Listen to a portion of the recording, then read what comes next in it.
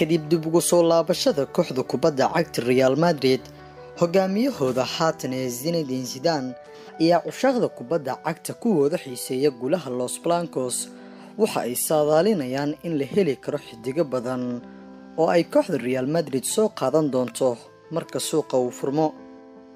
taasoo noqonaysa sabab la xiriirta kadib markii uu Zinedine Zidane ka dhawaajiyay in kooxda Los Blancos fasalka soo aadan ay aad ugu dagaalami doonto waxaa jira xidiga badan oo ay aad u doonayso kuwaasoo badi ka soo jeeda wadanka Faransiiska iyo kuwa kale oo hadda ka tirsan kooxaha ugu tunka weyn qaaradda Yurub waxaan muuqaalkan ku eegi doonaa 10 xidig oo ay Real Madrid doonayso in ay safkeeda ku qalabayso fasal ciyaareedka soo aadan Kylian Mbappe wiilkan cajiibka ah ay qiimaha qaaliga ugu fadhiya Paris Saint-Germain waxa uu ka mid yahay xidigaha la saadaalinayo in Real Madrid qayb ka mid ah waayahooda ciyaareed ay ku qaadan karaan waa wiilka ugu saameynta badan oo ay da'diisu hadda tahay mid ka yar 20 sano haddana qaabkiisa ayaa ah mid la filan karo inuu buuxin karo booskii Cristiano Ronaldo ee dhalinta goolasha iyo hogaaminta waaxda weerarka ee Los Blancos balse kalsoonida uu ku qabo Nasser Al-Khelaifi oo madaxweynaha Paris Saint-Germain in Kylian Mbappe uu kooxdiisa ku sii heesan karo ayaa ka yeelaysa in Real Madrid ay aad ugu dhibtoon karto soo qaadashada wiilkan lacagta badan ugu fadhiya kooxda caasimadda France. 2 Eden Hazard wiilka hadda ugu firfircoon kooxda kubadda cagta Chelsea qaybtana ka ah xidigaha wadanka Belgium ayaa riyadiisu ay tahay u dhaqaaqista kooxda uu maamulo wiilka uu ku daydo ee Zinedine Zidane xilli Zidane lafahantiisa uusan qarin jaceylka uu qabo inuu hogaamiye u noqdo Eden Hazard qandaraaskiisa Chelsea ma ahan mid waqti badan kooxda ku sii hayn kara wuxuuna inta badan sheegaa inuu jecel yahay in riyadiisa uu ka rumeeyo Chelsea hadda beddelkiisa ay baadi goobaysaa waana nooc xidig oo hadda qayb ka ah saxiyada macquulka ah oo ay Los Blancos ka sameyn karto suuqa soo aadan 3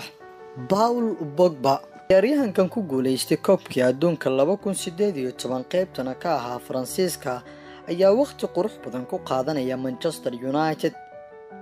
waxaana xidigan reer Faransa ay macquul tahay inuu ka dago qalcadda cad ee Santiago Bernabeu kadib markii usbuucani uu sheegay in kooxda Real Madrid ay tahay koox riyo kadibna ay saxaafadda Spain buunbuunisay hadal uu sheegay Zinedine Zidane kaas oo ahaa in 3 xilli ciyaareed ka hor uu wiilkan doonayay inuu soo qaato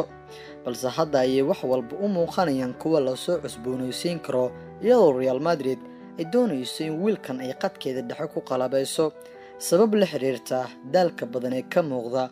xidigihii kooxda Real Madrid 3 fasal ee laga soo gudbay qadka dhexe uga ciyaarayay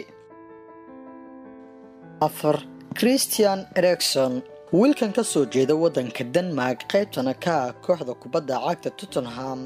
waxa uu ka mid yahay dooqyada ugu cadcad ee Real Madrid ay la wareegi karto xilli Daniel Levy oo ah madaxweynaha kooxda Tottenham uu inta badan sheego in xidigani cajiibka ah ee qadka dhaca kooxdiisa matala lacaga aad u badan lagu bixin doono hadiiba ay suurtagal noqoto in la iibinayo Eriksen labadii suuq ee laga soo gudbay Real Madrid isha ayay ku haysay balse Tottenham ayaan doonaynin in ay lumiso mid ka mid ah hantideeda ugu wanaagsan 5 Matthias de Ligt kabtanka kooxda kubadda cagta Ajax mid muuhibo u leh ciyaarista kubadda cagta iyo ilaalinta soodinta 18 ama difaaca waa midka jooga dheer ee matala kooxda Ajax iyo qaranka Holland oo ay kooxo badan hadda ku loolamayaan soo qaadashadiisa waxa uu kol hore sheegay inuu taageero u yahay kooxda kubadda cagta Barcelona una ku daydo difaaca cajiibka ah ee Gerard Piqué balse Real Madrid ayaa diiwaanka ku darsatay waana nooc ka mid ah xidigaha Real Madrid ay ku qancin karto inay ka soo dagaan qalcadda cad ee Santiago Bernabeu suuqa soo aadan 6 Mauro Icardi kadib ka bixitaankii kooxda Real Madrid Cristiano Ronaldo waxa ay ka yeeshay kooxda cadcadka inaysan helin dhaliya sax ah Mauro Icardi waa wiil horey u soo maray Barcelona weliba qaybteeda da'yarta hadda waxa uu shumaca ka shidanayaa garoonka Giuseppe Meazza oo ay ku ciyaarto kooxda Inter Milan. hase ahaatee isku dhacay isaga iyo maamulka kooxda Inter Milan ayaa ka yeeli kara in uu rumeeyo riyada cushaaqda kooxda Los Blancos isla markaana uu qalinka ku doogo heshiis uu cadcadka ku matali karo kuna xiran karo maaliyadeeda. 7 Miralem Pjanic waa bedelka saxda ah ee Luka Modric sida ay qabaan falanqeeyaasha kubadda cagta kuwooda ka faallooda arrimaha horyaalka Spain sidoo kale Talyaaniga. Pjanic qaybintiisa kubadda waa wax qurux badan waana mid ka mid ah xidigaha ugu wanaagsan oo horyaalka Talyaaniga hadda ka ciyaara. wiilkan ayaa waqti qurux badan ku qaadanaya kooxda lagu neenaaso La Vecchia Signora ee Juventus. haddana Real Madrid ayaa diiwaanka ku darsanaysa oo doonaysa inay ku qurxiso safkeeda. lama qiyaasi karo waxa ka soo bixi kara Juventus oo ah nooca koox ee aan luminin xidigaheeda ugu wanaagsan ilaa ay ka helayso bedelkiisa. Pjanic qaabka uu kubadda ku ciyaaro waa qaab cid walbaba aysan muran ka keeni karin oo qof walba xiiseeya kubadda cagta uu la dhici karo. 8 Sadio Mane wiilka ugu firfircoon xilli ciyaareedkan kooxda Reds. Sadio Mane qaabkiisa aad buu u wacan yahay waana mid ka mid ah xidigaha ay Real Madrid doonayso inay soo qaadato. hogaamintiisa weerarka Liverpool aad ayaa loo amaanay fasalkan taas oo ka yeeshay in Los Blancos ay diiwaanka ku darsadaan kana dhigaan mid ka mid ah xidigaha ay doonayaan. 9 N'Golo Kante boqormadoobaha Faransiiska iyo kooxda Chelsea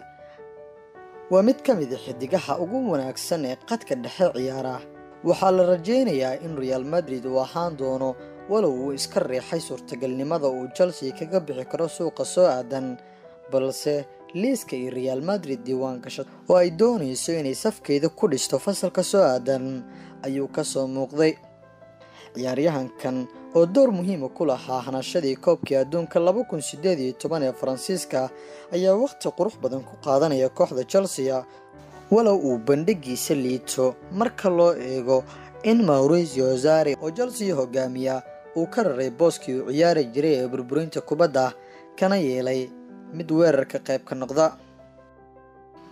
10 Milan Skriniar maadaama difaaca kooxda kubadda cagta Real Madrid uu u muuqanayo mid biyadeys ah haddana maamulka kooxda kubadda cagta Real Madrid waxa ay rajeynayaan inay soo qaataan ciyaaryahankan cajiibka ah ee ka tirsan Inter Milan. Ramos iyo weliba Riva Ilvran waxa ay muujiyaan inta badan in aysan kooxdu lahayn xidiga kayda oo lagu bedeli karo taasoo ka yeelaysa in inta badan ay caajis badan kala soo muuqdaan kulamada kooxda Real Madrid xitaa haddii ay dhaawacmaan ma jiro xidig lagu bedeli karo. maamulka Real Madrid ayaana garwaaqsanaya in ciyaaryahankan ka tirsan Inter Milan ee Milan Skriniar lafahantiisu uu door muhiim ah ka ciyaari karo dhisidda kooxda cadcadka Los Blancos.